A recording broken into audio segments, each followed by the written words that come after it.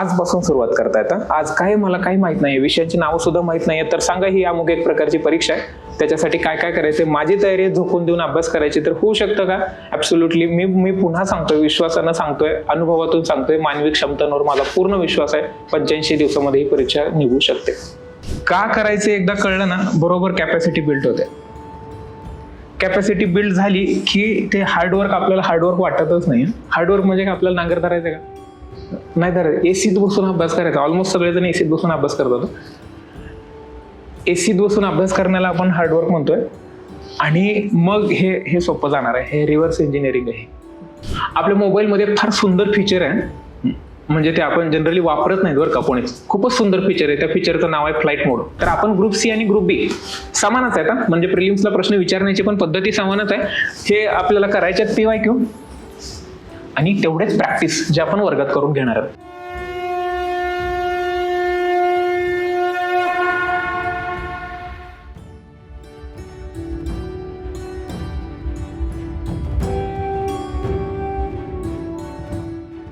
MPSCनं जाहीर केल्याप्रमाणे आता 25 ऑक्टोबरला ग्रुप सीची प्रिलिम्स होणार आहे. तर माहिती असावी गोष्टींची, म्हणजे आपण काय करायला निघालो याची ग्रॅव्हिटी माहीत असावी, म्हणून तुम्हाला फक्त मी एक अर्ध्या ओळीमध्ये डेटा सांगतो. मागच्या 8 महिन्यात जानेवारीपासून ते आत्ता म्हणजे 25 ऑक्टोबरपर्यंत साधारण 10 महिने होतील.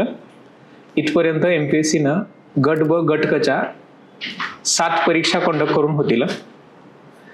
4 जानेवारी तारीख आहे गट ब ची प्रिलिम झालेली. 11 जानेवारी ह्या वर्षीचं सांगतो ना तुम्हाला मी, 11 जानेवारीला ग्रुप सी ची प्रिलिम झाली.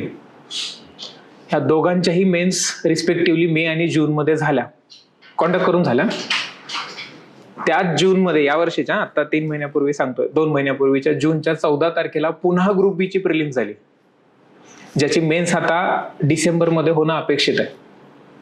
आणि पुन्हा ग्रुप सी ची प्रिलिम्स आता येऊ घातली ती येत्या 25 ऑक्टोबरला. अशा 6-7 परीक्षा, म्हणजे डिसेंबरपर्यंत 7 होतील परीक्षा, म्हणजे एका वर्षभरामध्ये गट ब आणि गट क ची प्रिलिम्स आणि मेन्स ही पूर्णपणे सेम आहे, पूर्ण ऍब्सोल्यूट सेम आहे. मेन्स मधला थोडासा अगदी 1-2-4 मार्कांचा जर फरक सोडला मेन्स मधला दोघांचाही, ते सायन्स टेक आणि कॉम्प्युटरचे जर काही प्रश्न सोडले, ऑलमोस्ट सेम आहे. ऑलमोस्ट 99.9% सेम आहे. हे का सांगतो मला, मी डेटा सांगतोय, तर ह्या एवढ्या परीक्षा ऑलरेडी आता जे 25 ऑक्टोबरची एक्झाम देणार आहेत त्या सगळ्यांनी दिलेल्या आहेत. प्रिलिम्स तर मिनिमम दिलेल्याच आहेत सगळ्यांनी. यातले बहुतांश लोक मेन्स दिलेली पण आहेत, जे आता 25 ऑक्टोबरला आपल्या सगळ्यांसोबत प्रिलिम्स देणार आहेत. कारण यातल्या कुठल्याही परीक्षेचा अजून निकाल लागलेला नाही. निकाल लागला तरच पोरं पेपरला येणार नाहीत ना, की गट बचा निकाल लागला आणि मला कुठली तरी पोस्ट मिळाली समजा, तर मी कशाला ग्रुप सी ची परीक्षा देऊ ना. पण हे असं झालेलं नाहीये. म्हणजे आयोगाच्या एकूणच ती कार्यपद्धती की आधीची परीक्षाचा निकाल लावल्याशिवाय पुढची परीक्षा, त्याच्यासाठी आधीच्या परीक्षेचा निकाल वेळेत लावणं. आता MPSCनं प्रिलिम्सचा निकाल वेळेत लावायला सुरुवात केली. वेळेत म्हणजे तो वेळेच्या आधीच लावायला सुरुवात केली ना. आता अगदीच 2 आठवड्यातच निकाल लावला. चांगलंच आहे खरं तर, मुलांना अभ्यास करायला थोडंसं. बट द पॉइंट इज की आपली कॉम्पिटिशन कोणासोबत आहे म्हणजे हे माहीत असू देत फक्त. म्हणजे सतत असतंच की आपली कॉम्पिटिशन आपल्यासोबतच आहे, आपणच अभ्यास कर, सगळं बरोबर आहे. पण आहेत ना भाऊ ते मागे पुढे बसलेले सिलेक्ट झालेली पोर आहेत, त्यांचा फक्त निकाल लागायचा बाकी. आता म्हणून आपल्याला किती अभ्यास करायचा आहे, आपण काय करायला निघालोय, हे थोडासा मी त्याला खरंच आपल्याला 4 किंवा 5च मुद्दे बघायचे आहेत. यातला पहिलाच मुद्दा मी सांगितलाय की you should be ready. Mind, नावच त्याला माइंडसेटच आहे, नावच आहे की यू शुड बी रेडी. आपण तयारच पाहिजेत की आपल्याला काय करायचं आणि कुठं जायचंय. मनाशी पक्क ते वाजवू नको काय आता सतत काहीतरी, एक तर उघडं ठेव नाही तर लावून घेते काय. आपली काय कॅबिनेट मीटिंग चाललेली नाही, उघडं ठेव दरवाजा, काय फरक नाही पडत. सो मुद्दा क्रमांक 1 की खरंच आधी स्वतःला विचारा की आपल्याला हे किती आवश्यक आहे, हे जे हवं आहे ते आपल्याला. की जी ग्रुप सी ची प्रिलिम्स 25 ऑक्टोबरला झालेली आहे, ती मला किती हवी आहे, की ती पोस्ट मला किती गरजेची आहे. आता प्रत्येकाचंच उत्तर असतं बरं का, हो आम्हाला खूप गरजेची आहे ती परीक्षा, म्हणजे करो या मरो टाईप, या टाईप पण असू शकतं. पण ते नुसतं माहीत असून चालत नाही ना. मग त्याच्यासाठी आपल्याला तेवढे कष्ट करण्याची आपली तयारी आहे का? की नुसतंच कळलं बाबा मला पोस्ट हवी आहे आणि ती मला पोस्ट डू ऑर डाय हे हवंय मला, पण नुसतंच हवंय म्हणून मिळत नाही ना. आपण सामान्य माणसं आहेत, आपल्याला पेपर मिळत नाहीत बाहेर आलेले, गावाला मिळतील. आपल्याला नको पण आहेत कोणी देत असेल तर. सो ती हवी आहे मला पोस्ट, आणि मग त्याच्यासाठी माझे मग तेवढे कष्ट करण्याची तयारी आहे का? बरं, म्हणजे हार्डवर्क, म्हणजे ह्याला पर्यायच नाही. बरोबर, किती ते आपल्याला बोलायचं आहे थोड्या वेळात, स्ट्रॅटेजीकडे थोड्या वेळात येईल मी. तेवढं करण्याची माझी तयारी आहे का? आणि नुसतंच ह्याची सगळ्याची उत्तरं मला माहिती आहे बरं का, हो येणार. आणि नुसतं माझी हार्डवर्क करायची तयारी आहे, तुम्ही सांगा किती तुला जमणार आहे का? ते आर यू केपेबल? तर काय अर्थ असतो बरं का, म्हणजे मी कोणाच्याही कॅपॅसिटीवर प्रश्नचिन्ह उभं करत नाही. मुद्दा हा असतो की काही लोकांचा असतं की नाही बाबा मला 6 तासाच्या वर मला होत नाही बसणं, मला होत नाही अभ्यास करणं. आहेत 24 तास दिवसातले माझ्याकडे सगळे, पण मला होत नाही 6 तास 8 तास. कॅपॅसिटीज जेवढा अभ्यास करणं अपेक्षित आहे, व्हॉट एमपीएससी इज डिमांडिंग, आणि तेवढं तू देऊ शकतोस का? ते डिमांड तू फुलफिल करू शकतोस का? म्हणजे तो डिमांड सप्लायचा इक्विलिब्रियम मेंटेन होतोय का? ह्या जर सगळ्या गोष्टी जुळल्या तर मग आपल्याला जे हवं ते आपल्याला मिळणार आहे. खरंच सांगतो, मग कॉम्पिटिशन किती असू देत, 1,00,000 लोक, 2,00,000 लोक, 2.5 लाख लोक परीक्षा देतात, आपल्याला माहित असतं. आपल्या हातात आहे की आपण ते मिळवण्यासाठी किती काम करायला तयार आहोत. आणि मग शेवटचा मुद्दा येतो की आपल्याला हे का करायचंय. आता ह्या सगळ्या गोष्टी उलट्या काम करतात. का करायचं एकदा कळलं ना, बरोबर कॅपॅसिटी बिल्ड होते. कॅपॅसिटी बिल्ड झाली की ते हार्डवर्क आपल्याला हार्डवर्क वाटतच नाही. हार्डवर्क म्हणजे आपल्याला नांगर धरायचं का? नाही धरायचं. एसीत बसून अभ्यास करायचा. ऑलमोस्ट सगळेजण एसीत बसून अभ्यास करतात. एसीत बसून अभ्यास करण्याला आपण हार्डवर्क म्हणतोय, आणि मग हे सोपं जाणार आहे. हे रिव्हर्स इंजिनिअरिंग आहे. हे एकदम मनाशी पक्क बांधून ठेवा, आणि मग इथून पुढच्या सगळ्या गोष्टी आपण बघणार आहेत त्या पुढच्या 40-50 मिनिटांमध्ये. ते म्हणजे की टार्गेट बेस्ड आपल्याला अभ्यास कसा करायचा आहे, कुठून करायचा आहे, आणि करायचंय म्हणजे नेमकं काय करायचंय, आणि हे उरलेल्या दिवसांमध्ये खरंच होऊ शकतं का. म्हणून पॉइंट नंबर 2 येतो, तो म्हणजे आपलं टार्गेट काय आहे. You should be very clear about your target. आपल्याला कुठं जायचंय, काय मिळवायचंय, किती मार्क्स मिळवायचे, कशासाठी मिळवायचे. मिळवायचे ते पोस्ट मिळवण्यासाठी आपल्याला काय पीएचडी करत बसायचं नाहीये. मग टार्गेट जर माझं असेल 25 ऑक्टोबर, तर आजपासून, आजच्या तारखेपासून 2 जुलै 2026 ते 25 ऑक्टोबर 2026 पर्यंत बरोबर माझ्या हाताशी 85 दिवस उरतात, 85 डेज. आणि मग ह्या 85 दिवसामध्ये नंबर 1 मनाला सतत आजपासून सांगितलं पाहिजे की 85 दिवसामध्ये इट इज गेटेबल. कोणासाठी? बहुतांश लोक तर आधीच अभ्यास केलेली आहेत, बहुतांश सांगतोय मी. आणि खरंच काही प्रमाणामध्ये, आता ते प्रमाण पण संख्येमध्ये खूप निघेल की त्यांनी आजपासून करायचे मला सुरुवात. जरा सांगा होतंय का? आता मानवी क्षमतांचा मला तर आहे विश्वास बरं का, की असं नाही याचं उत्तर कधीच नसतं. Not impossible but difficult. हे मी म्हणजे पुन्हा आपणच कोर्स सुरू करतोय, उद्याच करतोय, 3 तारखेलाच करतोय, आणि नॉट इम्पॉसिबल बट डिफिकल्ट ह्याच्याने काय खचून बिचून जायचं काही कारण नाहीये. पण आपली कॉम्पिटिशन कोणासोबत आहे, सिलेबस केवढा आहे, पुस्तकं किंवा नोट्स काय जे वाचायचे, टेस्ट सिरीज ज्या काही सोडवायच्या, त्या सगळ्या गोष्टींचा विचार करून सोपं नाहीये एवढं तर मात्र मी सांगेन. कोणासाठी? जे स्क्रॅच पासून आजपासून सुरुवात करता येतं. आज काय मला काही माहित नाहीये, विषयांची नावं सुद्धा माहित नाहीये, तर सांगा ही अमुक एक प्रकारची परीक्षा आहे, त्याच्यासाठी काय काय करायचंय, माझी तयारी झोकून देऊन अभ्यास करायची, तर होऊ शकतं का?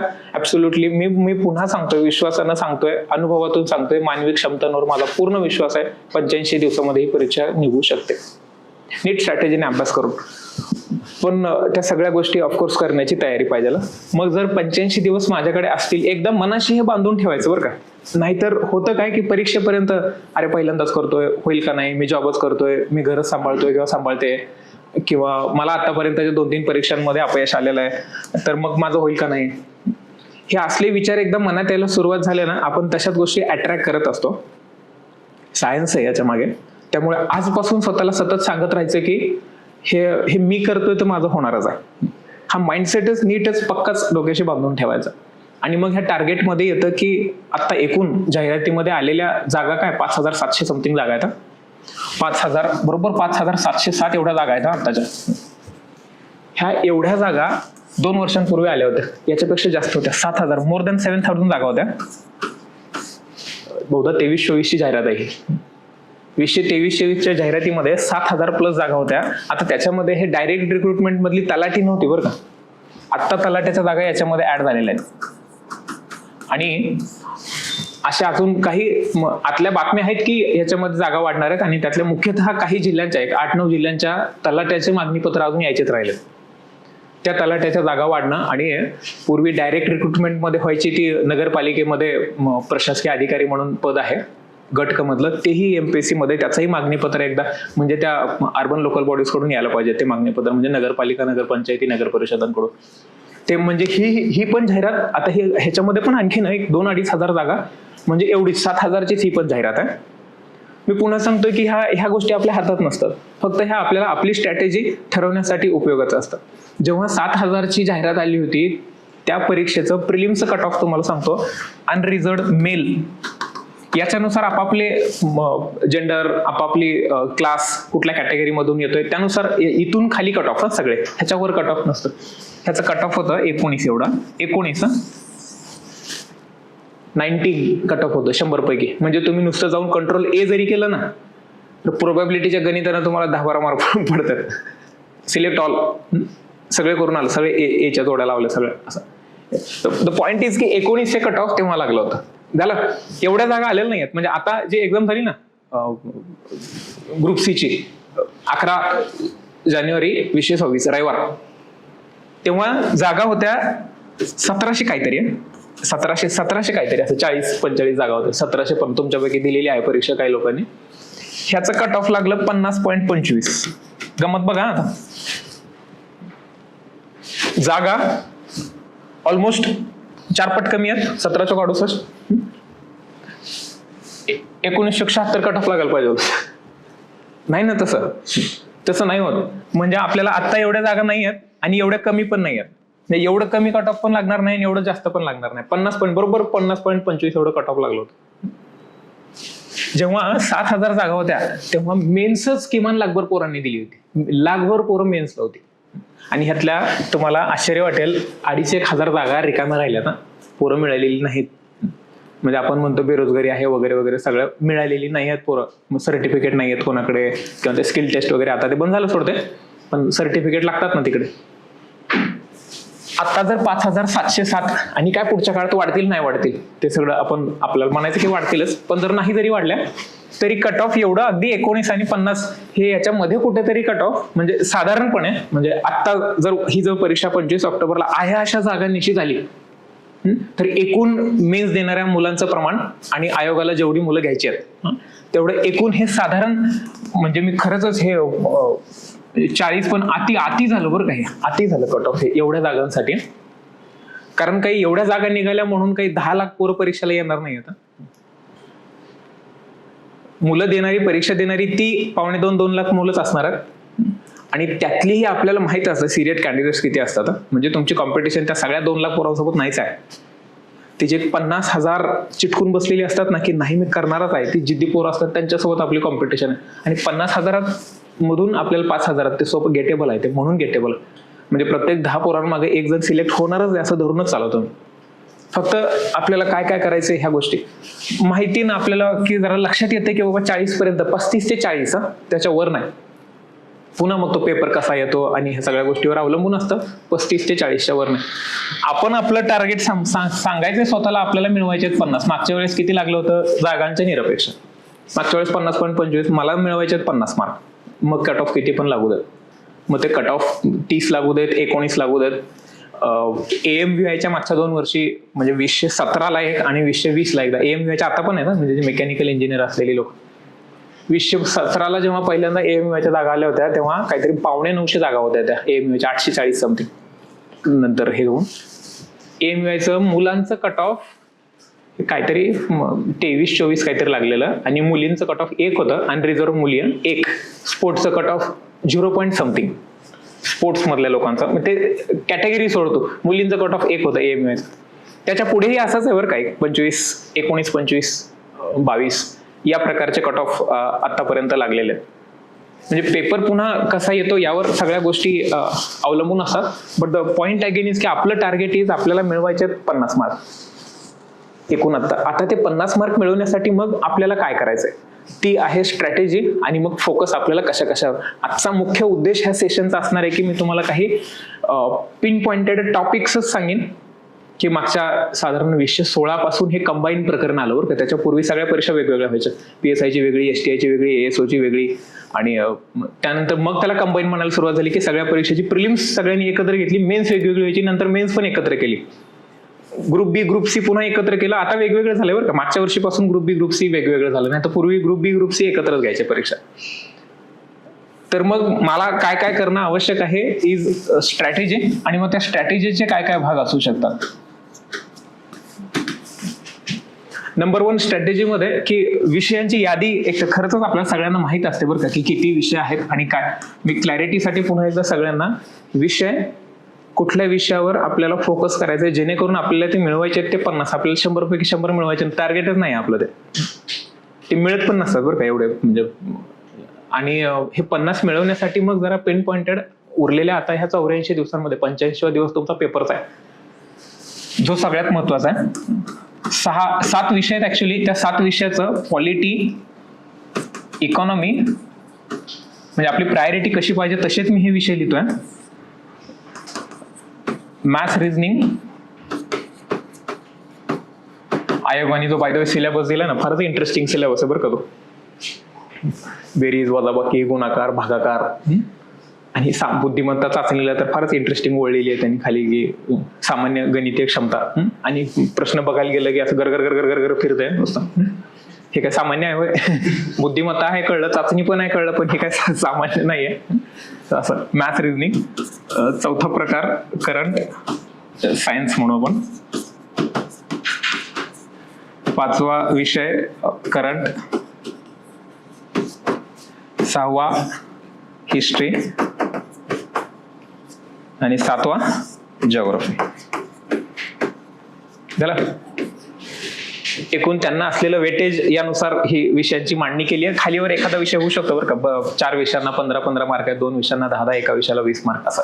तो पॉलिटीला एकूण 15 प्रश्न, इथे 100 प्रश्न 100 मार्क, त्यामुळे एका प्रश्नाला 1 मार्क, आणि 1/4 is the negative system. 25% mark जाणार चुकला प्रश्न तर. पॉलिटीचे 15 प्रश्न, इकॉनॉमीचे 15, मॅथ्स रिझनिंगचे 20. ह्या 3 विषयाचे मिळून 50 मार्क झाले.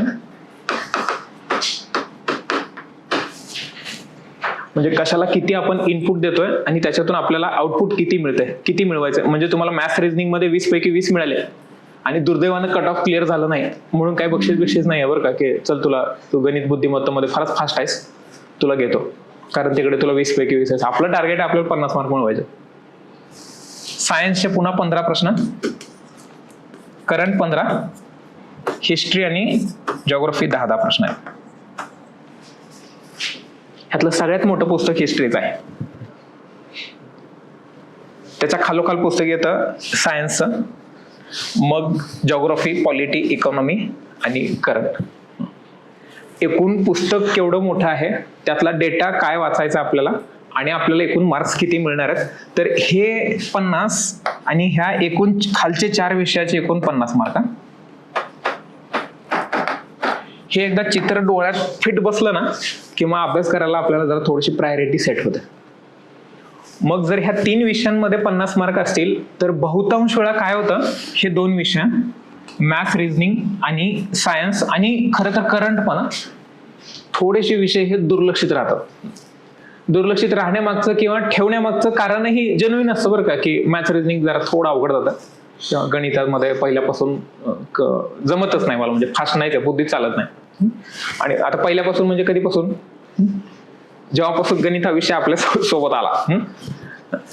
Science, physics, chemistry, biology, science जमत नव्हतं म्हणून 10वी नंतर काहीतरी आर्ट कॉमर्सला गेलो होतो, आणि पुन्हा मग 12वी नंतर काय इंजिनिअरिंग मेडिकल करायचं नव्हतं कारण सायन्स होतं तिकडे म्हणून MPSC UPSC ला आलो, तर इथे त्यांनी पहिल्यांदा सायन्स विषय आणून ठेवला.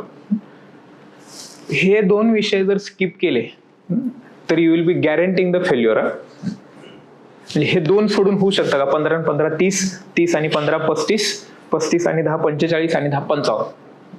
55, 65. तर हे होऊ शकतं का मग हे एवढ्याच विषयांचा अभ्यास करून? कारण करंटचा भरोसा नाहीये बरं का ह्या विषयाचा. म्हणजे करंट म्हणतं कधीचे करंट इव्हेंट्स, 3-3, 4-4 वर्षापूर्वीचे करंट इव्हेंट्स विचारतात ते. म्हणजे एवढं करायचंच नाही आपल्याला. म्हणजे एकाच वर्षीचं जर तुम्ही ते इयर बुक जरी कुठलं तरी सिम्प्लिफाईड किंवा काहीतरी सकाळचं घेऊन बसलात ना, ते 600 पानाचं आहे ते. आणि त्या 600 पानातले किती प्रश्न येतील आपल्याला माहित नाही. सो इनपुट आउटपुट रेशो म्हणून हे 2 विषय जरी वाटत असतील, बहुतांश लोकांना वाटतात, म्हणजे ज्यांना वाटत नाही त्यांच्यासाठी चांगलं बरं का हे, म्हणजे खरंच गेटेबल झाली परीक्षा. मॅथ, रिझनिंग आणि सायन्सवर फोकस जर केलं नाही तर मी पुन्हा सांगतोय वाक्य, वाईट वाटून घेऊ नका, जर खरंच ठरवलं असेल तर you will be guaranteeing the failure. काहीच सोडायचं नाही आपल्याला, यातला कुठलाच विषय ऑप्शनला टाकायचाच नाही.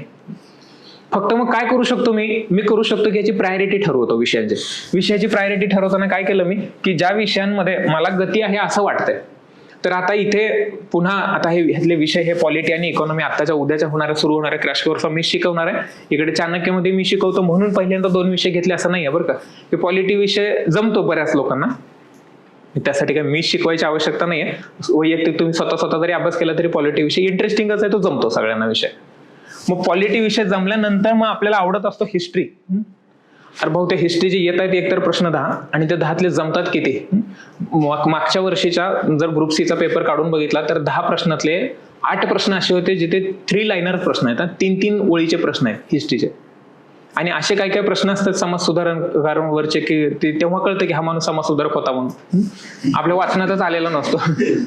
मग नंतर पुढच्या वर्षीसाठी आपण त्याची तयारी करतो ना, आणि मग पुढच्या वर्षी त्याच समाज सुधारकावर येतो प्रश्न, तेव्हा माहित असतं आपल्याला हा समाज सुधारक आहे, पण त्याच्या आयुष्यात ते घडलंय हे बहुधा त्या समाज सुधारकालाही कधी पटणार नाही. हो का, माझ्या आयुष्यात घडलं होतं हे. आपल्याला काय येणार आहे बोंबलायला तिथे. म्हणजे वेगनेस खूप आहे. म्हणजे हा विषयच की सुरुवात कुठं होते संपत कुठं कळत नाही. त्याच्यामुळे म्हणजे नुसतं आपल्याला आवडून चालणार नाहीये, तर ती प्रायोरिटी मार्कांसाठी सेट करावी लागेल. त्यामुळे ज्या विषयामध्ये की कमीत कमी वाचून, आता कमीत कमी वाचून म्हणजे हा काही शॉर्टकट नाहीये बरं का, वेळच नाहीये ना आपल्याकडे. म्हणजे आपली तयारी 1000 पानांची पुस्तकं 1000 वेळेस वाचायची पण आहे. कष्ट करण्याला तिकडे पर्याय आपण ठेवतच नाही, पण आपल्याकडे नाहीये ना तेवढा वेळ. जर 85 दिवस माझ्या हातात असतील तर त्या 85 दिवसात 1000 पानातून 600 पानाचं कुठं पुस्तक वाचत बसतोस. त्यामुळे कमीत कमी डेटा वाचून मला जास्तीत जास्त मार्क्स कसे मिळवायचे, मार्क्सवादी with S at the end not the X, हे मला व्हायचंय. तर मग पॉलिटी पहिला येतोच बरं का हा विषय. आणि मग आता ह्या 1, 2, 3, 4 ह्या 4 विषयातली तुम्ही ठरवा काय तुमची प्रायोरिटी कोणती असणार आहे. मी पुन्हा सांगतोय मुद्दा म्हणून की करंटमध्ये म्हणजे वाचायला ते बरं वाटतं, सोपं वाटतं, पण त्याचा आउटपुट मिळेलच त्याची शाश्वती नाहीये काय, की येईल करंटमध्ये मला मार्क्स मिळणारच आहेत असं नाही होतं.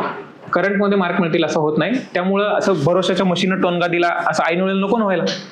म्हणून करायचं ते एक विषय हा, दुसरा विषय हा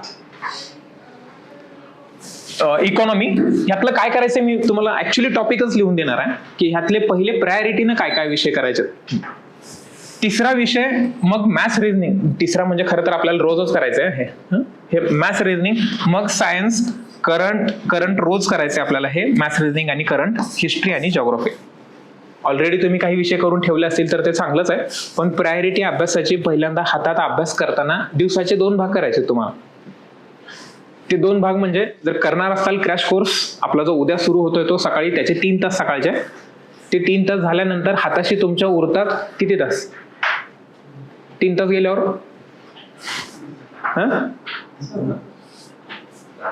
10 तास उरतात, 21 तास उरतात 3 तास गेल्यावर.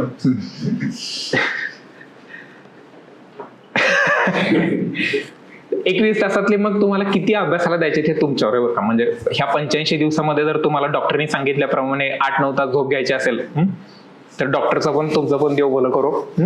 हे झोपेचा टाइम कमी करून टाकायचा. आता 5-6 तासाच्या वर झोपायचं नाही, काहीच होत नाही बरं का. ह्या वयात पोरं तुमच्या ह्या वयात तुम्ही काही करा, म्हणजे जे कराल ते तुम्हाला पचतं. मेसवरचं तुम्ही पचवताय ना गोष्टी खाऊन, तुम्ही काही पचवू शकता जगात, काही पचवू शकता. तुम्ही अभ्यासाला दिवस काय तपश्चर्या केली, माणूस 8 दिवस खुर्चीतला उठला नाही तरी तुम्हाला काहीच होणार नाही. कसल्याही प्रकारची तपश्चर्या या वयात सांगतोय तुम्हाला काहीच नाही होणार आहे. त्यामुळे जे उरलेले हाताशी 21 तास आहेत, त्या 21 तासातले मग प्रोडक्टिव्ह अभ्यासासाठी मला झोपणार आहे ते हे अभ्यासासाठी झोपणार आहे, की माझा उद्याचा अभ्यास चांगला व्हावा म्हणून मी झोप हे केवढी घेतोय 5-6 तास, अगदीच 3-4-5 तास असं 4 तास झोपून होता, पण डिसेंट झोप आहे बरं का 6 तासाची. 6 तासापेक्षा जास्त झोपायला तर समजा की आपण बाकीच्या लोकांपेक्षा मागे पडतो. कारण ह्या 5,000, 6,000, 7,000 जागा तोंडाला पाणी सुटले पोरांच्या. झोपी बंद केल्यात पोरांनी, गोळ्या खाऊ खाऊ अभ्यास करायला. आहे ते बरोबरच आहे की एवढी वर्ष जर मी करत असेल अभ्यास तर मलाच मिळायला पाहिजे ना पोस्ट. दुसरी का म्हणजे उगाच कोणीतरी येणार 2-3 तास अभ्यास करून पोस्ट घेऊन जाणार असं नसतं होत. आणि ते व्हायला पण नाही पाहिजे. त्याच्यामुळे 24 तासातले जर 6 तास झोपेचे जात असतील तर 18 तास हाताशी मिळतात. आणि 18 तासातले 3 तास जर माझ्या सेशनमध्ये, कोर्सच्या सेशनमध्ये जर जात असतील, आता ते जात आहेत म्हणजे तो अभ्यासच आहे. वैयक्तिक तुम्ही पुस्तकासोबत किती वेळ बसताय हे खूप जास्त मॅटर करणार आहे. आणि मग जर तुम्ही ते पुस्तकांसोबत तुमच्या हे झालं की लगेचच मी विषयाच्या यादीकडेच येणार आहे, म्हणजे तुम्हाला लिहूनच देणार आहे की कुठले टॉपिक आहेत ते. दिवसातला तुमचा स्लॉट्स, अभ्यासाचे स्लॉट्स तयार करायचे. मी हे तुम्हाला आता अभ्यासाची स्ट्रॅटेजी सांगतोय तुम्हाला. हे 2.5 तासाचे किमान तुमचे 4 ते 5, आता ते 4 का 5 एक्झॅक्ट सांगतो तुम्हाला कसे. पहिला स्लॉट, फर्स्ट स्लॉट, आता हे तुमच्या कडे अवेलेबल असलेला टाइम आणि तुमची बॉडी क्लॉक कधी सुरुवात होते, झोपायला कधी जाता, याच्यावर प्रत्येकाचं वेगवेगळं असेल. पण मोठं सूत्र की हे फॉलो करायचा प्रयत्न करा. प्रत्येक स्लॉट हा तुमचा 2.5 तासाचा असेल, 2.5 hour. चला, असे तुमचे किमान 4 म्हणजे 10 तास, 5 म्हणजे 12.5 तास. 10 ते 12 तासाच्या मध्ये तुमचा मिनिमम अभ्यास होणं, हे मी मिनिमम सांगतोय. मॅक्सिमम काय तुम्ही 25 तास पण करू शकता. मिनिमम अभ्यास 10 ते 12. हे कशासाठी चाललंय सगळं? 25 ऑक्टोबरची परीक्षा गाठण्यासाठी ना. तर नाही केलं तर चालतोय का? परीक्षा नाही दिली तरी चालतंच ना. म्हणजे थोडी ना सरकारचं काहीतरी अडणार आहे किंवा सरकारच कोसळणार आहे, तू तलाठी झालाच नाहीस तर, किंवा रेव्हेन्यू सरकारला कमी आला, असं काहीच होणार नाही. सगळं करतोय ते आपण आपल्या वैयक्तिक स्वार्थासाठी करतो ना. आपल्याला काहीतरी मिळवायचं, आपल्यावर काहीतरी जबाबदारी आहे. मागची पिढी, पुढची पिढी, आपली पिढी, सगळ्यांचंच भलं होणार आहे बरं. काही पास झाल्यावर ग्राफ असा वर खाली कधीच येणार नाही. तुम्ही एकदा शासन काहीतरी टोकाचा मूर्खपणा तुम्हाला शासन सेवेत गेल्यावर करावं लागेल. हे 2.5 तासाच्या एका स्लॉट मध्ये आपण काय करतोय. आता 2.5 तास खरंच 12 तास करणारी मुलं आहेत बरं का, अभ्यास करणारी. 10 तास अभ्यास करणारी पण मुलं आहेत. फक्त त्या 2.5 तासामध्ये मी काय करतोय, आपापली जागा, ठरलेली जागा, काय घरी करत असताल, लायब्ररीत, रूमवर, कुठे जिथे अभ्यास करत असताल तिथे हे 2.5 तास एकदा बसलात. एक्झाम्पल म्हणून म्हणतोय, सकाळी 7ला बसलात, काय कोणी पहाटे उठून 5ला बसेल, कोणी दुपारी 12ला बसेल, तुम्ही ठरवा. 7 ते 9:30चा पहिला स्लॉट असेल. त्या 7 ते 9:30 मध्ये 2 गोष्टी करायच्या. आपल्या मोबाईलमध्ये फार सुंदर फीचर आहे, म्हणजे ते आपण जनरली वापरत नाही बरं का कोणीच. खूपच सुंदर फीचर आहे. त्या फीचरचं नाव आहे फ्लाईट मोड. मोबाईल फ्लाईट मोड. म्हणजे हे तुम्ही समजा बरं का की आयोगानं सिलेबस सोबत ह्या पण काही गोष्टी लिहून द्यायला पाहिजेत ना पोरांना. आयोग देत नाही, मुद्दाम करते असं की आयोगाला वाटत नाही सगळे पोरं पास व्हावे. अभ्यासक्रम दिला, अभ्यास करून या लिहिलंय का तिथं कुठं? लिहायला पाहिजे ना आयोगाने. मुलांची खरंच काळजी असेल तर. नुसता अभ्यासक्रम दिलाय. पॉलिटीचा अभ्यासक्रम किती दिलाय माहिती का? 4 अक्षरांचा. नाव दिलंय राज्यशास्त्र, आणि पुढं मिसिंग आहे सगळं, कोर आहे पुढचं सगळं. एवढा सिलेबस आहे मोठाच्या मोठा राज्यशास्त्राचा. आणि राज्यशास्त्र is political science. Political science आता एमपीएससी न घालवलाय, पण युपीएससी मध्ये 500 मार्काचा ऑप्शनल आहे पॉलिटिकल सायन्स. आणि हे ग्रुप सी ला नाव काय दिलंय सिलेबसचं? राज्यशास्त्र, पॉलिटिकल सायन्स. काही विचारू शकतात. पण आपल्याला जरा मागचे पेपर काढून मुद्दा काय की ह्या 2.5 तासामध्ये एकदा अभ्यासाला बसलो ना 7 ते 9:30 मध्ये, फोन फ्लाईट मोड. काय होणार आहे जर फोन बंद केला तर? मोदीजी फोन करणार आहेत का की आता तुला एज्युकेशन मिनिस्टर म्हणून घ्यायचं होतं, पण तुझा फोन फ्लाईट मोडवर असल्यामुळे तुझी संधी गेली बरं का आता, नाहीतर तुला एज्युकेशन मिनिस्टरच केला असता पुढचा. काहीच होणार नाही. घरच्यांना जर उलट सांगितलं ना तुम्ही की ह्या काळात मी अभ्यास करतोय, फोन बंद असतो, घरचे खुश होतील. म्हणजे तुम्हालाच घरच्यांची काळजी असते की त्यांना माझी काळजी आहे, आणि त्यांना जर उगाच फोन बिन लागला नाही तर उगाच वाईट वाटेल म्हणून. काय होणार नाही. उलट तुम्ही जर नाही दुर्दैवानं पास झालं तर त्यांना जास्त वाईट वाटणार आहे. Flight mode. आणि दुसरा प्रकार आहे no movement. No phone, no movement.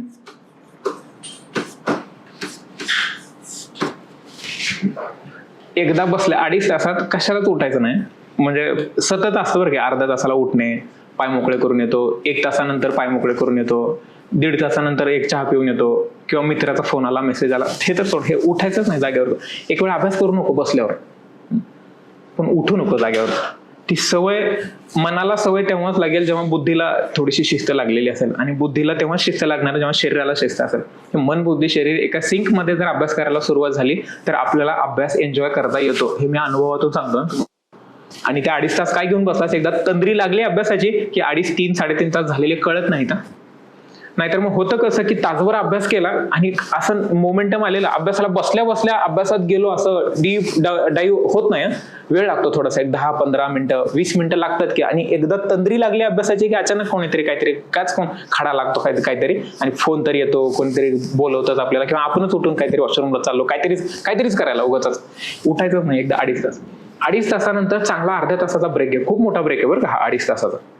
अर्ध्या तासाचा 2.5 तासानंतर अर्ध्या तासाचा ब्रेक घ्या, आणि हा अर्ध्या तासाचा ब्रेक नंतर कमी करत आपल्याला 15 मिनिटापर्यंत आणायचं आहे. एक 2-4 मिनिटाचे सगळं घड्याळावर चाललं तुमचं आयुष्य. पुढची 85 दिवस ही तुमची घड्याळावर आहेत.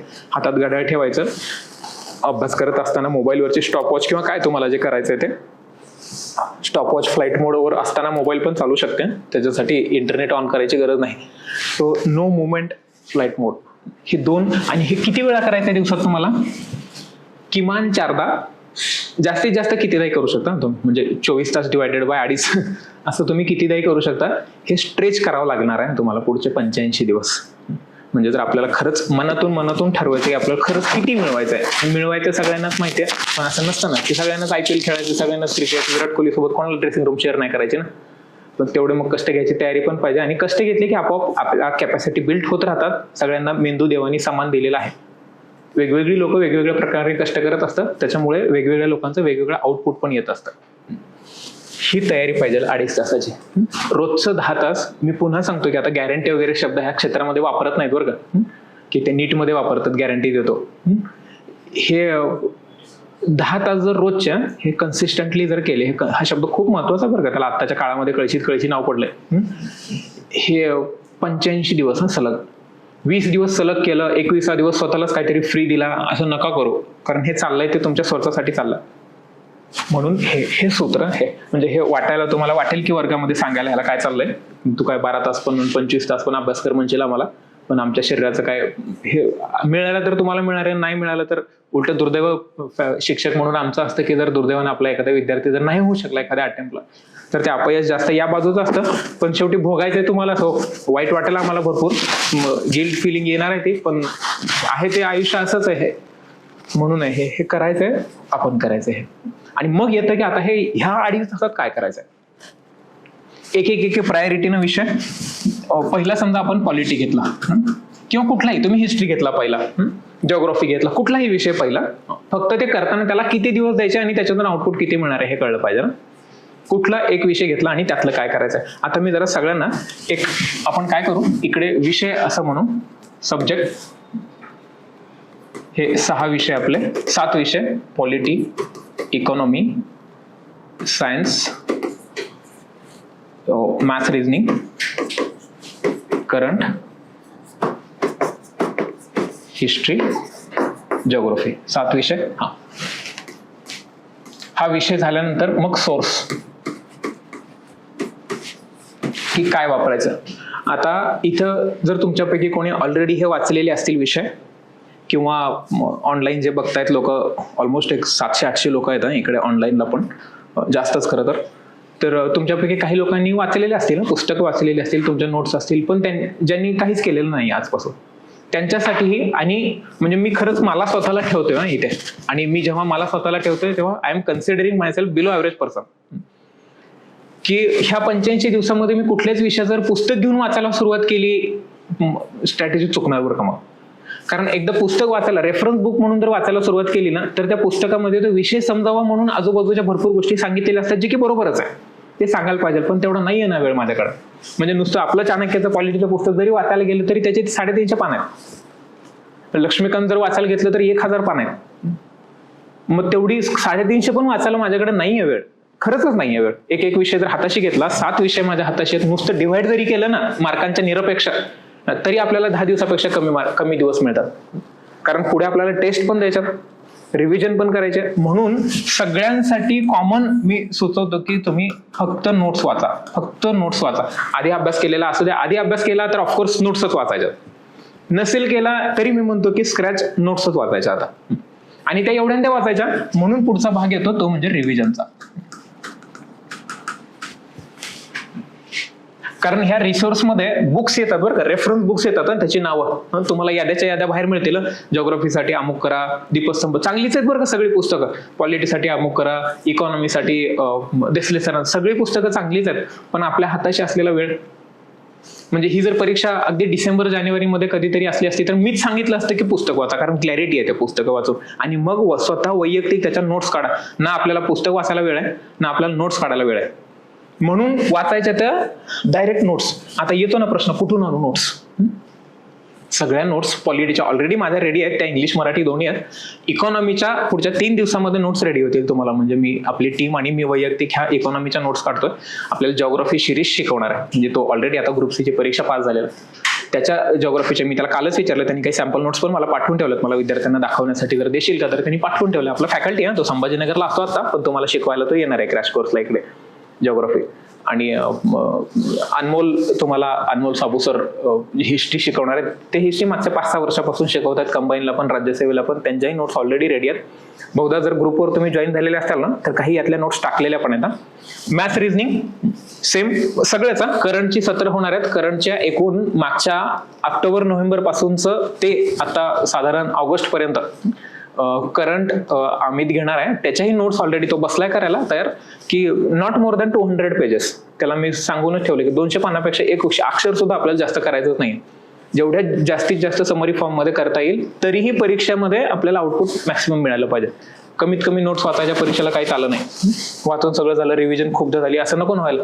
कमीत कमी वाचून जास्तीत जास्त डेटा आपल्याला त्यातून मिळवण्या, म्हणून सांगतो की नोट्स सगळ्या विषयांच्या सायन्स सहितच्या सगळ्या नोट्स हे तुम्हाला त्या कोर्समध्ये, क्रॅश कोर्समध्ये मिळतील. नाही जरी लावला बरोबर का, त्याच्यासाठी लावाच लागतो क्रॅश कोर्स, सगळ्यांना त्या मी देईल नोट्स. पण ते एकदा होतं काय की जर मी नोट्स तयार केलेले असतील आणि ज्या तुमच्या समोर असतील, आणि जर वैयक्तिक आपल्या आपण चर्चा करतोय बॅचमध्ये समोरासमोर, मग त्यातलंही मी तुम्हाला अंडरलाईन करून देणार, हे बघ एवढंच वाचायचं आणि यातला काय कुठला मुद्दा महत्वाचा आहे. मी कॅग ही जर संस्था शिकत असेल किंवा महान्यायवादी, AG, attorney general, advocate general हे जर मुद्दे शिकत असेल, त्यातल्या कुठले 4 पॉईंट लक्षात ठेवायचे, कारण त्या नोट्समध्ये पण त्याचे 10 पॉईंट्स आहेत. त्यातलेही मग हायलाइट करून व्हेरी इम्पॉर्टंट, इम्पॉर्टंट, लेस इम्पॉर्टंट, नो इम्पॉर्टंट असा प्रकारच नाहीये, कारण नोट्स ह्या इम्पॉर्टंटच असतात. फक्त त्याचीही प्रायोरिटी आपल्याला करायची की व्हेरी इम्पॉर्टंट, इम्पॉर्टंट, लेस इम्पॉर्टंट. म्हणजे रिव्हिजन करत असताना परीक्षेच्या आदल्या दिवशी तुम्हाला सगळेच्या सगळे विषय एकाच दिवशी रिवाइज करायचे. ते करताना मग मी VIMP टॉपिक वाचणार फक्त, म्हणून अशा ह्या सगळ्या नोट्स. रिव्हिजन कितीदा करायची? त्या रिव्हिजनचं सूत्र आहे अबोव्ह ऍव्हरेज टाइम रिव्हिजन, त्याला खूप छान नाव आहे बरं का हे, above average time. Average time revision जर एका विषयाची तू 10 असं म्हणत असेल तर अबोव्ह त्या 10 पेक्षा जास्त करायचे. तुला 11, 11.5, 12 वेळेस रिव्हिजन एखाद्या विषयाची करायचे. मी एखाद्या विषयाची रिव्हिजन 3दा करत असेल तर माझा अबोव्ह ऍव्हरेज हे माझ्या ऍव्हरेजच्या जास्त असणार आहे. म्हणून ह्या अबोव्ह ऍव्हरेजला असं काही सूत्र नाही बरं का, 1दा करू का, 2दा करू का, 3दा करू. तुझ्याकडे जेवढा अवेलेबल टाइम आहे त्या अवेलेबल टाइम मध्ये तू जेवढ्यांदा रिवाइज करू शकतोस. कन्सिस्टन्सी आणि रिव्हिजन हे 2 शब्द आहेत इकडे. हे जर मिळवायचं असेल ना आपल्याला, हे जे पाहिजे ते कन्सिस्टंटली एकच एक गोष्ट मल्टिपल टाइम वाचत राहा, बरोबर पेपरमध्ये तुला त्याचं उत्तर मिळणार आहे. MCQ पॅटर्न हा तुलनेने सोपा का समजला जातो आणि अवघडही सोपा समजला जातो, कारण प्रश्न पण तेच विचारतात, उत्तर पण तेच देतात. अवघड का समजतात? कारण एक उत्तर सांगत नाही, 4 सांगतात. आपल्याला एक त्यातून निवडायचं असतं, म्हणून जरा हे अवघड जातं. पण तरी एकदा बुद्धीला सवय लागली की ते सवयीचा भाग म्हणजे आता मग एकदा रिव्हिजन करून झाली.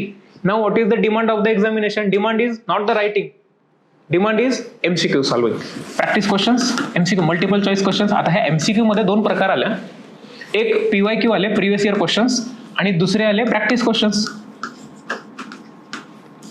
एवढे MCQ सोडवले पाहिजेत की आपल्याला कुठलाही प्रश्न येऊ दे परीक्षेचा, किंवा घरच्यांनी विचारला तरी प्रश्न 4 ऑप्शन दे असं आलं पाहिजे आपल्या डोळ्यापुढे, की मेंदूला सवय लागली पाहिजे की उत्तर सोडवायची. स्ट्रॅटेजी बरं का, ते एखाद्या प्रश्नाचं उत्तर माहीत जरी नसेल तरी आपल्याला ते एक्स्ट्रॅक्ट करता येणार.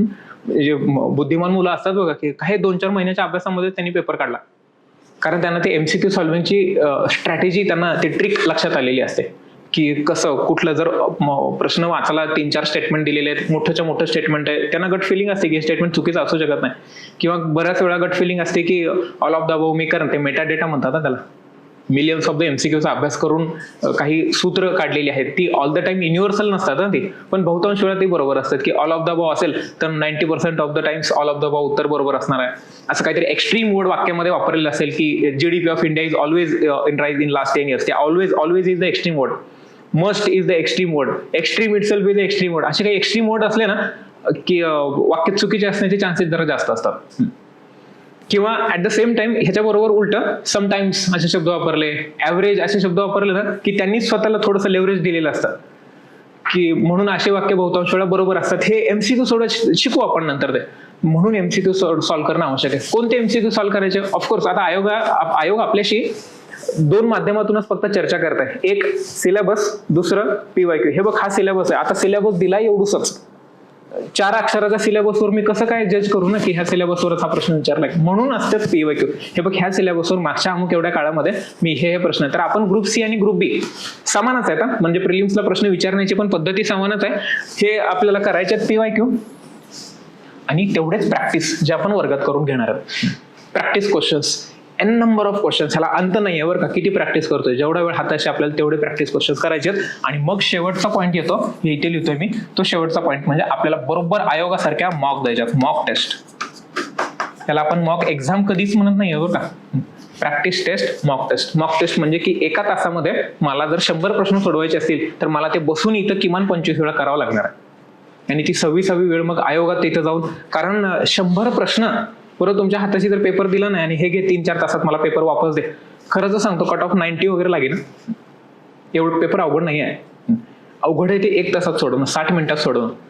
60 मिनिटात सोडवणं पण अवघड नाही आहे, पण ते 60 मिनिटाचे प्रेशर असतं ना की ह्याच्यावर माझं सगळं आहे, भूतकाळ भविष्य वर्तमान, माझं सगळं कष्ट ह्या 1 तासावर जज होणार आहेत ना. मग ते त्या जजमेंटचं प्रेशर आपण स्वतः वैयक्तिक घेतलेलं असतं आणि सामान्य माणसाला येतं बरं का. म्हणजे त्याच्यामध्ये काही असामान्य नाहीये. म्हणजे त्या पेपरच्या दिवशी नर्वस होणं, त्या 1 तासामध्ये पेपर नर्वस होणं. आयोगाने आता जे सांगितलं होतं ना की आम्ही वर्षात 2-3दा परीक्षा घेणार, जे आता मागं घेतलाय निर्णय, ते 2-3 वेळा करणं, त्याच्या मागे लॉजिक हे सांगितलं जातं मानसशास्त्रीय की मी का घेतोय 2-3 वेळा एक्झाम. आता सीईटीचे होते ऑलरेडी महाराष्ट्रामध्ये 2दा होते परीक्षा. ते का होते? कारण ऐन वेळेला काहीतरी होऊ शकतं रे मुलाला, काहीतरी नर्वसच झाला, ऐन दिवशी काहीतरी आजार बिजारी पडला, तर त्याला मिळू दे ना चान्स, आणखीन एखादा चान्स मिळू दे आणि दोघांमध्ये ज्याच्यात जास्त मार्क मिळतील तो मी तुझं कन्सिडर करेन. म्हणून हे ते सायकोलॉजिकल इम्पॅक्ट कमी करण्यासाठी ऐन वेळेला पेपरवर काहीतरी चुका झालेल्या असतात, सही दुसरीकडे केलेली असते. तुम्ही ना इन्व्हिजिलेटरनीच केलेली असते बरं का, तिसरीकडे. तो अतिशहाणा असतो त्या दिवसापुरता तरी. पेपर आल्यावर आपण पेपर उगाच मिनिटभर आधी पानं पलटून बघायचे, खालून एखादा प्रश्न दिसला तर दिसला, आणि मग तो कचकून शिवी देतो आपल्याला बसल्या बसल्या तिथे, तू होणार वगैरे अधिकारी. हे असलं काहीतरी मग उगाच प्रेशर यायला सुरुवात होते. गोळा करता करता त्या बेंचच्या फटीमध्ये पेन जातो, मग माझा पेपर चेक होईल का, हे काही ते प्रेशर आहे. ते म्हणून आपल्याला ते 25 वेळा इथं बसून सोडवाय मिनिमम सांगतोय मी. एवढ्यांदा आपल्याला अशा मॉक टेस्ट 60 मिनिटं 100 प्रश्न, 60 मिनिटं त्याच्या स्ट्रॅटेजी आहेत त्या. 60 मिनिटं 100 प्रश्न, त्याचा 80-20 मध्ये आपल्याला बायफर्केशन करायचं आहे. ते 80 प्रश्न म्हणजे जीएसचे, 20 प्रश्न म्हणजे मॅथ्स रिजनिंगचे. त्या 20 प्रश्नाला मला मी 20 मिनिटं देणार आहे, 80 प्रश्नांना 40 मिनिटं जीएसचे होतात, सगळं होतं पूर्ण. ह्या मॉक टेस्ट आपल्याला सॉल्व्ह करायचं. हे सगळं हे 85 दिवसामध्ये, म्हणजे तुम्हाला लक्षात येत आहे का ही काय मॅरेथॉन बिरोधन नाही. सुरू झाली ती स्प्रिंट आहे, पण धावायचं मॅरेथॉन एवढं. हे एवढा सगळा सिलेबस आजपासून तयारी पाहिजे.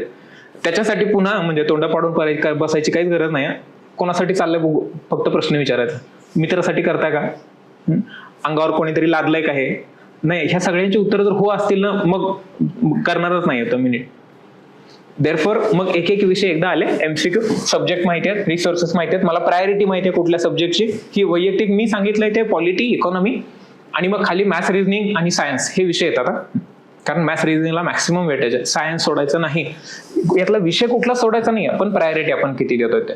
आणि मग येतं की आता एका विषयाला मी कुठले टॉपिक मी जरा कव्हर करायला पाहिजे. तर मी आता इथे लिहित बसत नाही, मी तुम्हाला लिहून देतो सगळे की एक पॉइंट्स तुम्ही लिहूनच घ्या. असं पॉलिटी 1, 2, 3, 4 असे 12-15च्या वर टॉपिक निघालेले नाही आता. म्हणजे मिनिमम काय करू, तर हे बघ मिनिमम एवढं करू.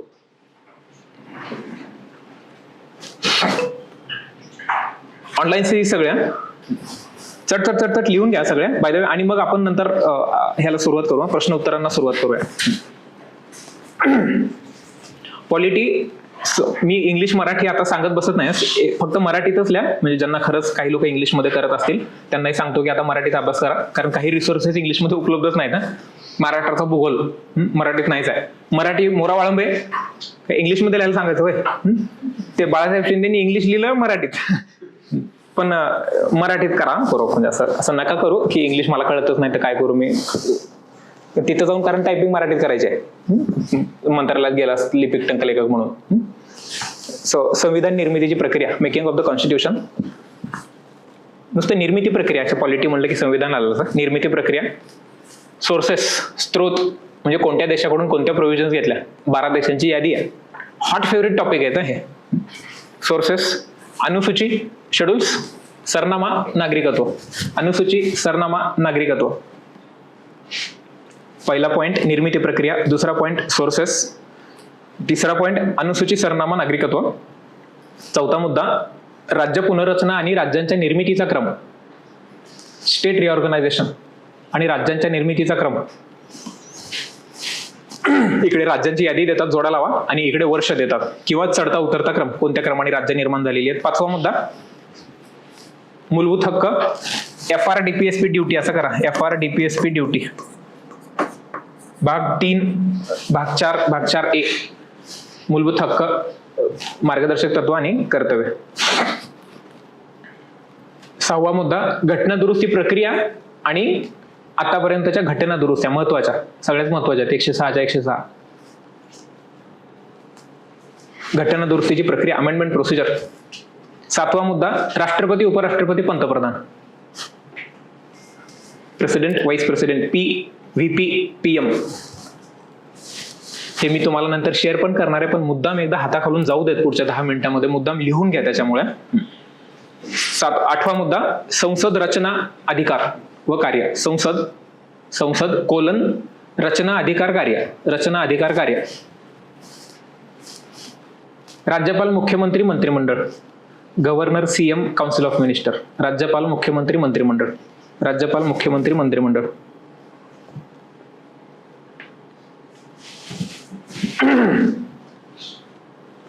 संसदेसारखंच राज्य विधिमंडळ, रचना अधिकार कार्य. राज्य विधिमंडळ, रचना अधिकार कार्य. State legislature. 11वा मुद्दा supreme court, high court, SC, HC. 3 किंवा 4 घटनात्मक संस्था आहेत महत्वाच्या. CAG, comptroller and auditor general. CAG करा, शिकू आपण नंतर, भारताचे नियंत्रक महालेखा परीक्षक. CAG, attorney general, advocate general, म्हणजे महान्यायवादी आणि महाधिवक्ता. EG आणि ऍडव्होकेट जनरल 76 आणि 165 अनुक्रमे तरतुदी केलेल्या आहेत यांच्या. महान्यायवादी आणि महाधिवक्ता, both are the parts of the executive, central executive, state executive. चला, निवडणूक आयोग. निवडणूक आयोग आणि ज्याला एक्स्ट्रा कॉन्स्टिट्यूशन बॉडी किंवा बिगर घटनात्मक संस्था म्हणतात ती CIC, चीफ इन्फॉर्मेशन कमिशनर, मुख्य माहिती आयुक्त किंवा केंद्रीय माहिती आयुक्त. CIC, central information commissioner. RTIचं सेक्शन 12 आहे, ज्याच्यानुसार CIC ची नेमणूक केली जाते. मुख्य माहिती आयुक्त किंवा केंद्रीय माहिती आयुक्त. झालं. 371 A to J ह्या प्रोव्हिजन, म्हणजे इकडे राज्य आहेत आणि राज्यासाठी विशेष तरतुदी केलेल्या आहेत. 371 कलम 371. 71 मध्ये महाराष्ट्र, गुजरात आहे, आणि ते 71 A to J ह्यामध्ये वेगवेगळ्या राज्यांच्या याद्या केलेल्या आहेत, राज्य दिलेले, त्याचा येतो क्रम, म्हणजे 371 ABCD आणि एकीकडे राज्याला वाजवड्या. जरा हे जरा फेवरेट टॉपिक आहे. भाषा 343 ते 351. भाषा, भाषेसंदर्भामध्ये आता चाललंय बरंच राज्यामध्ये, केंद्रामध्ये, त्याच्यामुळे हा टॉपिक जरा. आणि मग ग्रामप्रशासन, ग्रामप्रशासन किंवा स्थानिक स्वराज्य संस्था, अर्बन लोकल, ग्रामपंचायत, पंचायत समिती, जिल्हा परिषद, महानगरपालिका, नगरपालिका, नगरपंचायती, नगर परिषदा. आलं तर छावणी मंडळावर फारसा आलेला नाही प्रश्न, पण स्थानिक स्वराज्य संस्था. 14-15 झाले टॉपिक. किती झाले? Anyways, second is economy. Economy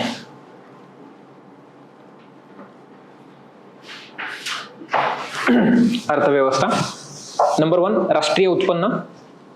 राष्ट्रीय उत्पन्न राष्ट्रीय उत्पन्न त्यात सगळं आलं. GDP, GNP, NDP, NNP, personal income, disposable income, per capita income, GDP, PPP, जीडीपीच्या काढायच्या पद्धती, market price, factor cost, GDP production method, income method, expenditure method, हे नॉमिनल जीडीपी, रिअल जीडीपी, मग तो आपण डिफ्लेक्टर काढतो, जीडीपी डिफ्लेक्टर, हे सगळं या राष्ट्रीय उत्पन्न मध्येच आलं सगळं. हे भारताचा आत्ताचा रँकिंग किती आहे, पर कॅपिटाने रँकिंग किती आहे आणि पीपीपीने रँकिंग किती आहे. पीपीपीने नंबर 3 ला येतो आपण.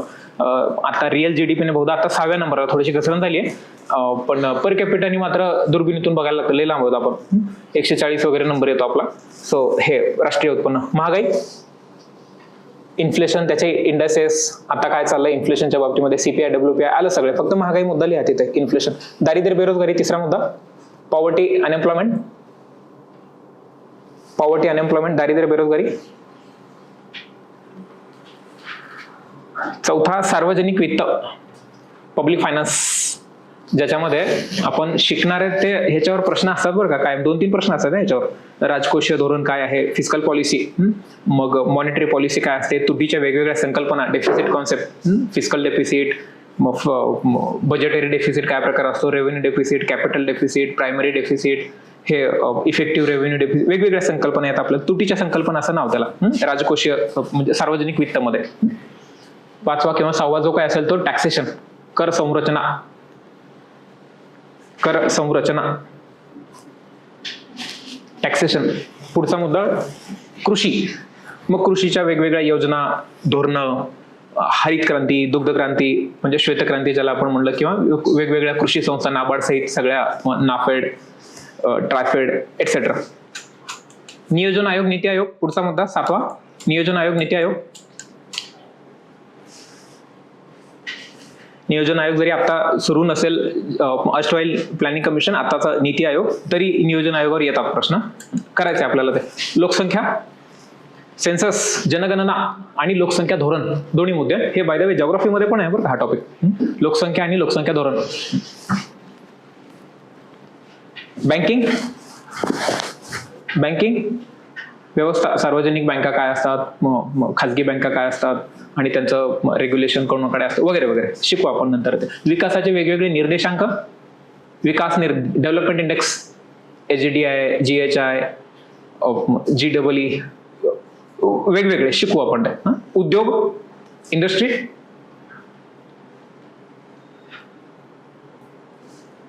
व्यापार तोल, व्यवहार तोल, त्याला बॅलन्स ऑफ पेमेंट म्हणतात ना. व्यापार तोल आणि व्यवहार तोल, व्यापार तोल, व्यवहार तोल, आयात निर्यात वगैरे हे सगळं FDI, वेगवेगळे देश, कोणत्या वस्तूंमध्ये, सेवांमध्ये आपण वस्तू घेतो, वस्तू देतो, कुठल्या देशासोबत आपण डेफिसिटमध्ये आहेत, कुठल्या देशासोबत सरप्लसमध्ये आहोत, कुठल्या देशामध्ये आपण काय मेंटेन केले, सरप्लस पण नाही आहेत, इक्विलिब्रियम पण नाही आहे, 100 रुपये देतो 100 रुपये घेतो असं. आंतरराष्ट्रीय संघटना,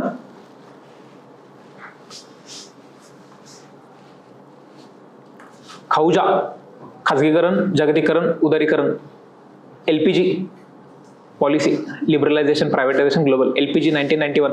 आणि अर्थसंकल्प आणि पाहणी, अर्थसंकल्प आणि आर्थिक पाहणी, बजेट आणि इकॉनॉमिक सर्वे, बजेट आणि इकॉनॉमिक सर्वे, अर्थसंकल्प आणि आर्थिक पाहणी, हे जे काही 15-16 मुद्दे झाले असतील ते इनफ आहेत.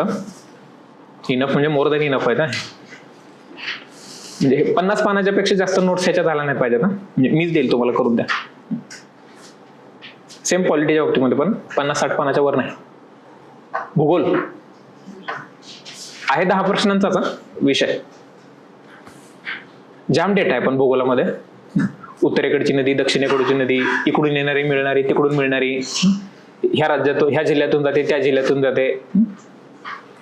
प्राकृतिक भूगोल म्हणजे महाराष्ट्राचे वेगवेगळे केलेले प्रकार, महाराष्ट्र प्राकृतिक भूगोल, कोकण, सह्याद्री पर्वतरांगा, शिखर, घाट, धबधबे, किल्ले एटसेट्रा. प्राकृतिक भूगोल असं नाव लिहा फक्त, महाराष्ट्र प्राकृतिक. फिजिकल, जे महाराष्ट्रामध्ये फिजिकली महत्वाचं उपलब्ध आहे ते सगळं, दर्या, खोरे, शिखरे, सगळं, पर्वतरांगा. राजकीय महाराष्ट्र म्हणजे प्रशासकीय विभाग, सगळे जिल्हे, प्रत्येक जिल्ह्याची सीमा कुठल्या जिल्ह्याला लागलेली आहे, जिल्ह्याची निर्मिती, त्याच्या तारखा, विशेष मागच्या 30-40 वर्षापासून जिल्ह्यांच्या निर्मिती ज्या झाली आहे जिल्ह्यांची, त्या जिल्ह्यांची निर्मिती आणि त्यांच्या तारखा पण. भूगर्भशास्त्र,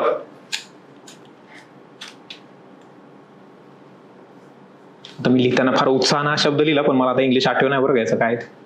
भूगर्भशास्त्र, मृदा, माती, तिचे वेगवेगळे जमिनीचे प्रकार, हा सिलेबस मधला मुद्दा आहे. हा ज्याला आपण मृदा नाव दिलं, वेगवेगळे रेगूर, गाळाची मृदा, जांभी मृदा, तांबडी मृदा एटसेट्रा. महाराष्ट्र हवामान त्रिवार्तावाला, महाराष्ट्र हवामान 10-12 मुद्देच आहेत याचे. वनसंपत्ती, उद्यान, राष्ट्रीय वनसंपत्ती, येस गायत्री, जिओमॉर्फॉलॉजी, येस येस. वनसंपत्ती, राष्ट्रीय उद्यानं महाराष्ट्रातली, ऑफकोर्स भारतातली पण, आणि अभयारण्य महाराष्ट्रातली. हे स्पेसिफिक महाराष्ट्राच्या बाबतीत करायचं आपल्याला सगळं आहे भूगोल. मग खनिज संपत्ती, खनिज संपत्ती, ऊर्जा संपत्ती एकत्रच लिहाते. खनिज संपत्ती, ऊर्जा संपत्ती.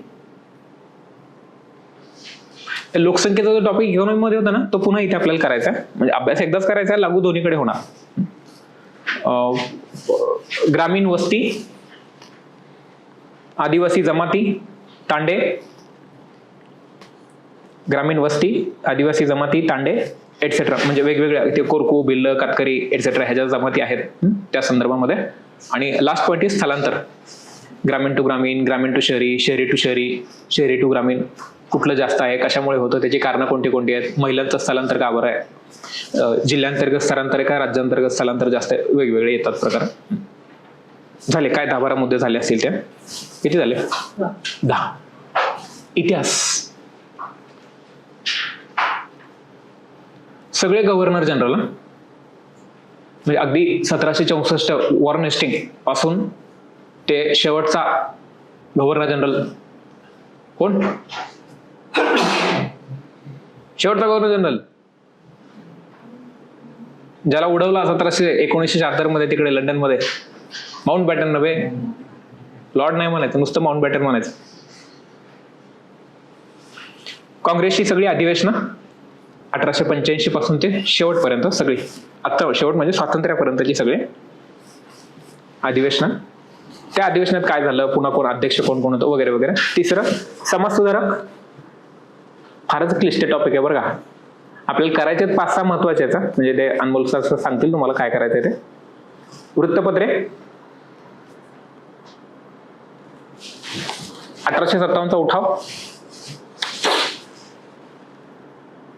कारण, व्यक्ती, परिणाम, असं.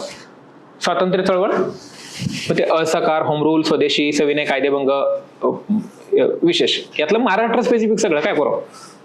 स्वातंत्र्य चळवळ, वेगवेगळ्या चळवळी आल्या. शेतकरी चळवळ, आदिवासी चळवळ, कामगार चळवळ, वेगवेगळ्या क्रांतिकारी चळवळी, चळवळ चळवळ चळवळ येणार प्रश्न 2 त्याच्यावर.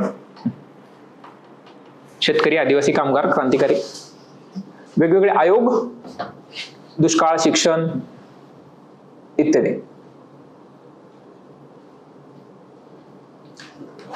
जमिनी संदर्भामध्ये काही आर्थिक धोरणं असतील तर हे ऐतिहासिक शिकायचं आहे आपल्याला. आर्थिक धोरणं आणि उद्योग, आर्थिक धोरणं आणि उद्योग. आणि शेवटचा मुद्दा यातला म्हणजे विविध कायदे. ऍक्च्युली 1773 पासून ते 1947 पर्यंत झालेले एक 10-12 कायदे, ते आपल्याला पॉलिटीमध्ये ऐतिहासिक पार्श्वभूमी ह्याच्यावर प्रश्न आलेला नाही आहेत बरं का कधी, पण इतिहासामध्ये याला लागून येणार प्रश्न. 1909, 19 आणि 35 हे जरा 3 जास्त महत्वाचे आहेत ह्या कायद्यांमध्ये. इतिहास झाला. विज्ञान किती 4 विषय झाले ना आपले, पॉलिटी, इकॉनॉमी, जिओग्राफी, हिस्ट्री, 4 झाले विषय. विज्ञान, विज्ञानाचे पुन्हा 3 भाग, पीसीबी. बायोलॉजी, पहिला बायोलॉजी, बायोलॉजीमध्ये पुन्हा ॲनिमल प्लांट क्लासिफिकेशन. आता ह्याचं नीट डिटेल वर्गीकरण मी खाली नोट्स मध्ये दिलेले आहे, आता बोलत बसत नाही. ते 5 किंगडम क्लासिफिकेशन एटसेट्रा एटसेट्रा, पण मुद्दा तुम्ही हेडलाईन म्हणून तोच ठेवा फक्त. ॲनिमल अँड प्लांट क्लासिफिकेशन, प्राणी आणि वनस्पती वर्गीकरण. फुटलेला पेपर 2 प्रश्न याच्यावर असणार, म्हणजे सायन्सचा पेपर फुटलेला म्हणायचं, 2 प्रश्न याच्यावर मिनिमम असणार. दुसरं डिसीजेस, ॲनिमल अँड प्लांट, प्राणी आणि वनस्पती रोग, जीवाणूजन्य, विषाणूजन्य, बुरशी एटसेट्रा. पोषण, न्यूट्रिशन, म्हणजे ह्युमन डायजेस्टिव्ह सिस्टीम पण याच्यात आली आणि फोटोसिंथेसिस पण आला, म्हणजे वनस्पती. म्हणजे मी झुलॉजी बॉटनी एकत्र सांगतोय दोन्ही बायोलॉजीमध्ये. ब्लड सर्क्युलेशन, रक्ताभिसरण, रक्ताची रचना कशी असते, कुठले गट असतात, हृदयाची रचना त्यातच आलं म्हणजे खरं तर, स्ट्रक्चर, डबल सर्क्युलेशन काय प्रकार असतो वगैरे वगैरे. झालं बायोलॉजीचं. फिजिक्स 4 टॉपिक आहेत. Electricity, light, sound, work energy. Electricity, विद्युत, इलेक्ट्रिसिटी, त्यात ते सगळं इलेक्ट्रिक करंट, व्होल्टेज, रेजिस्टन्स सगळं आलं ओम्स लॉ सहित. लाईट, मिरर लेन्सेस दुसरा टॉपिक. ध्वनी, साऊंड्स, प्रोडक्शन, प्रोपोगेशन इत्यादी. वर्क अँड एनर्जी चौथा मुद्दा त्यातला, फिजिक्स मधला चौथा मुद्दा. ते कन्झर्वेशन ऑफ एनर्जी येणार आहे ह्याच्यामध्ये, forms of the conservation of energy etcetera. Chemistry, periodic table, the most important. आवर्त सारणी, ते periods, groups, periodic forms, trends कुठले कुठले आहेत, मग त्यातले एलिमेंट्स एटसेट्रा. मग त्यातच ते मेटल्स, नॉन मेटल्स हे प्रकार येतात ना. आणि काय मेटल्स, नॉन मेटल्स आणि मेटॅलॉइड्स, धातू, अधातू आणि काय धातू, अधातू आणि धातू सदृश्य. काय जे असेल त्या शिकू आपण नंतर. मी नाही शिकवणार आहे, आपल्या मॅडम आहेत वैष्णवी मॅडम म्हणून, सुंदर शिकवतात ना त्या, म्हणजे सायन्स ऍब्सोल्युटली ह्या 12-13 सत्रांमध्ये तुम्हाला ते महत्वाच्या गोष्टी सांगते. मग दुसरा टॉपिक यातला ऍटॉमिक स्ट्रक्चर, अणुरचना. Atomic structure, proton, neutron, electron, मग त्याची मांडणी.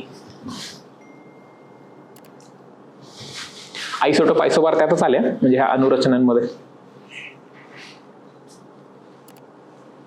आयसोटोप, डोकॅरोटोपी म्हणलं की आयसोटोप, आयसोबार पायाशी शिकू आपण.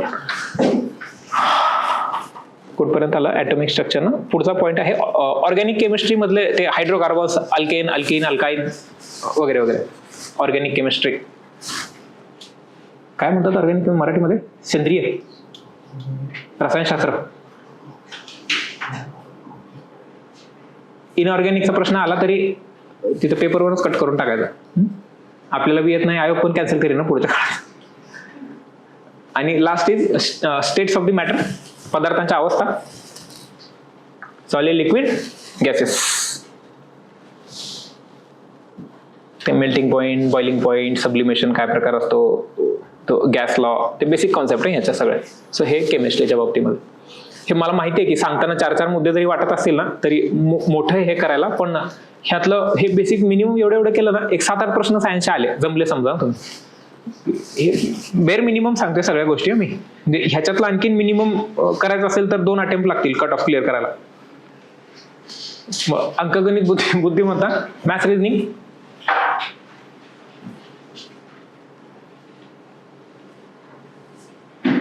आता यातले इम्पॉर्टंट आणि काय म्हणू आपण त्याला लेस इम्पॉर्टंट किंवा असं करू आपण.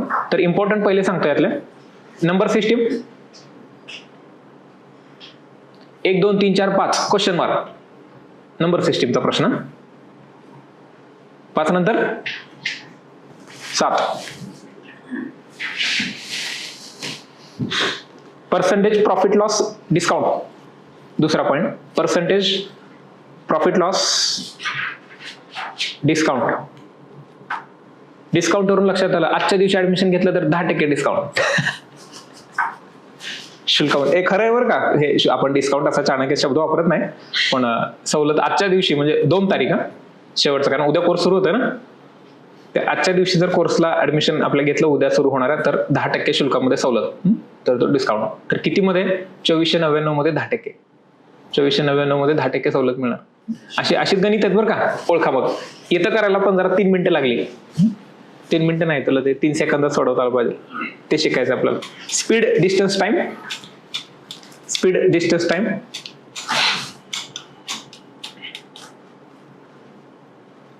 Work time.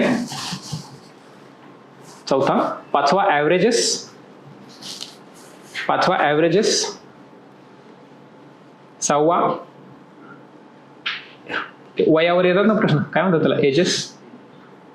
आईचं वय एवढं, पोरग्याचं वय एवढं, तर बापाचं वय किती, असं एजेस. जॉमेट्रीचे काही प्रश्न आणि कमी इम्पॉर्टंट वाले पार्टनरशिप, हे जरा म्हणजे असं लाईन खाली ओढून असं लेस इम्पॉर्टंट असं करा. म्हणजे शिकवताना पण आपली प्रायोरिटी, माऊली शिकवणार आहे तुम्हाला हे सगळं गणित, बेरीज वजाबाकीपासून सगळं शिकवणार, बॉडमास रूल पासून सगळं शिकवेल तुम्हाला तो. पार्टनरशिप हे कमी इम्पॉर्टंट वाले. तर रेशो प्रपोर्शन म्हणजे अगदीच कोणाला गणित आवडत असेल, हे वरचं सगळं येतं तर आता ह्याच्यावर फोकस करायचं, खालचे पॉईंट्स. रेशो प्रपोर्शन, इंडायसेस जे घातांक नावाचा प्रकार असतो, LCM, HCF, LCM list common multiplier आणि हायेस्ट कॉमन फॅक्टर, लसावी मसावी,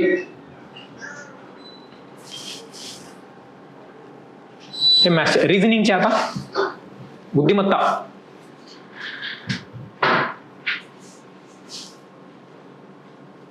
मेन्सुरेशन. हो, पियुषने आठवण करून दिली मेन्सुरेशन हा topic.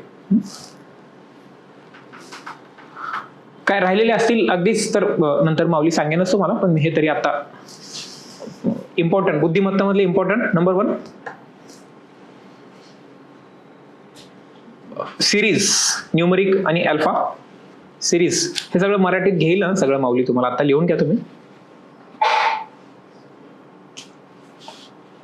Finding odd one out बुद्धिमत्तेमध्ये, odd one out. Blood relation,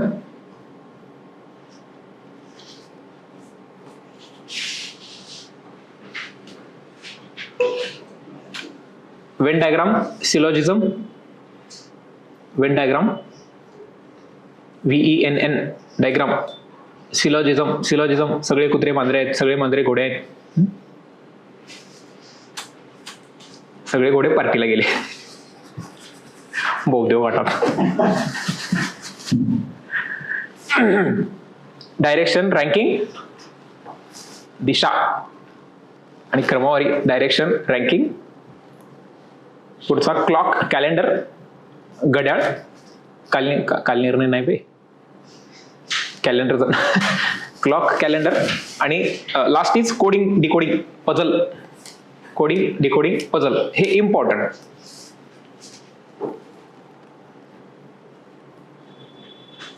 आयुषने सांगितलं सिंपल इंटरेस्ट वरचे येतात ते मॅथ्स मध्ये येईल. Simple interest, compound interest. कंपाऊंडिंगच्या अवघड थोडे पण सिंपल इंटरेस्ट वर येऊ शकतात.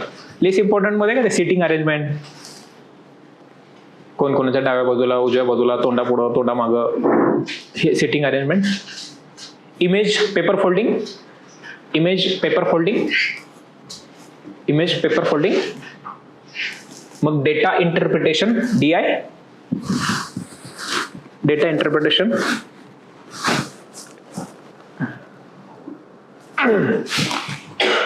क्यूब्स आणि डाइस, क्यूब्स आणि डाइस.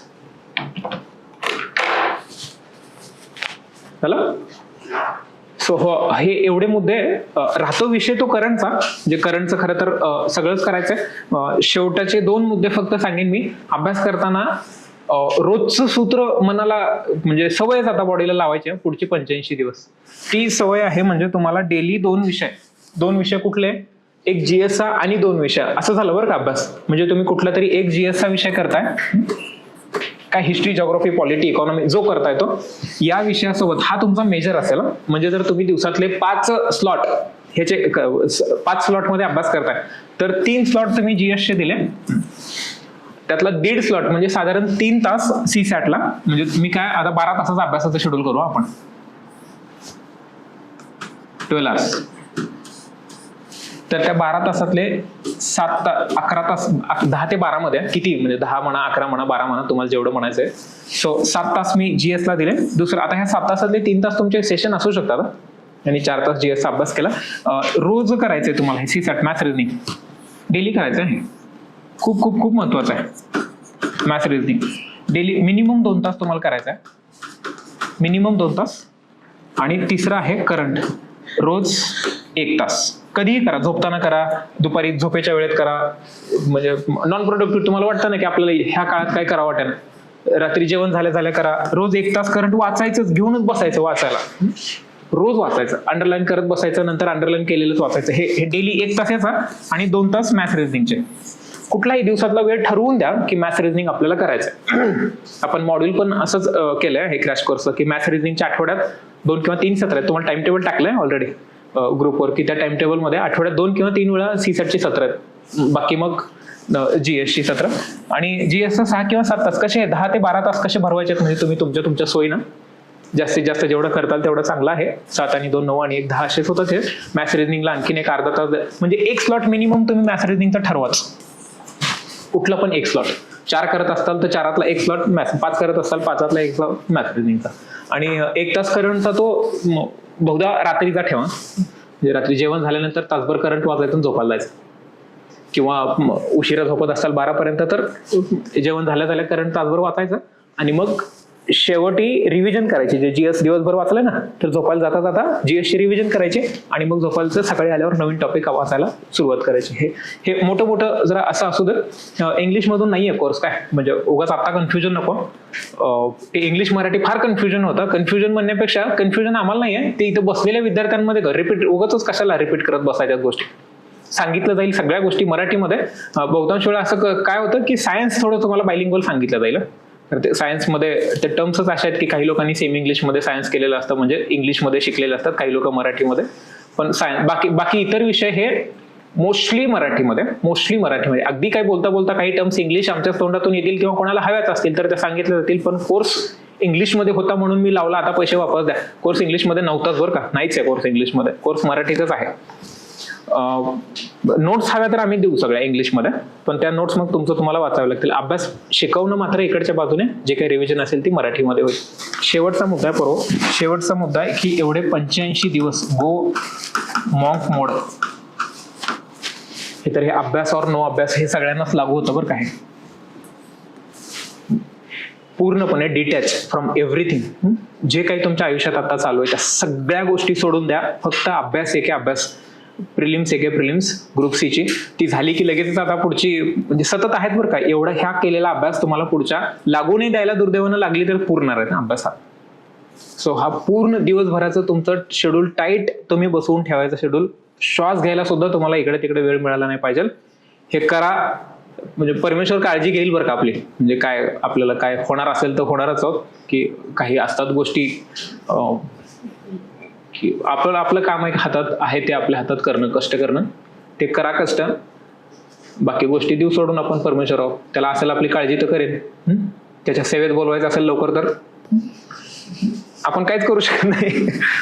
पॉइंट इज अभ्यास करत राहा.